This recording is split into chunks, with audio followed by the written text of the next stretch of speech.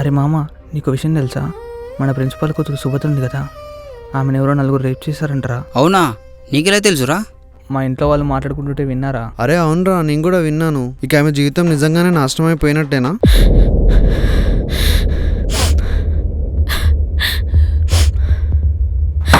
అక్క, తలుపు తెరు.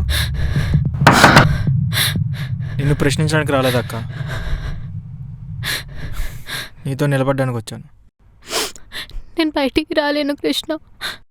అందరు నన్నే చూస్తారు, ప్రశ్నిస్తారు.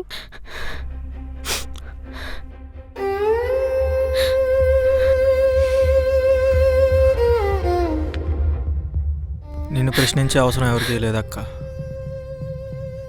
అయినా ప్రశ్నించాల్సింది నిన్ను కాదు, ఆ పని చేసిన వాళ్ళని. కానీ సమాజం ఏమన్నా? సమాజమా?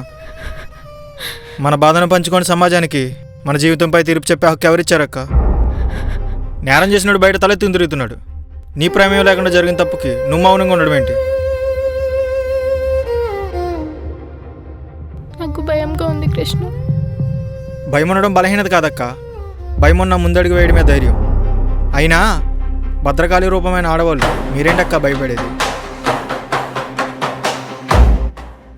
అక్క, ఇప్పుడు నువ్వు తలుపు దాటి బయటకు వస్తే నీలా భయంతో మౌనంగా ఉన్న ఎంతోమందికి నీ స్వరం ఆదర్శమవుతుంది.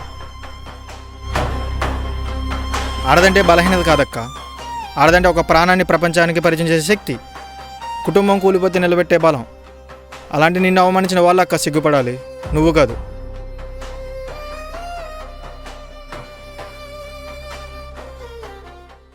ఈ తలుపు ఒక గది తలుపు మాత్రమే కాదక్క, ఒకవైపు భయం, మరొక వైపు న్యాయం. నువ్వే నిర్ణయించుకో. కానీ ఒక్క విషయం అక్క, నువ్వేసే ప్రతి అడుగు వెనకాల నేను, మన కుటుంబం, చట్టం ఉంటాయని గుర్తుపెట్టుకో.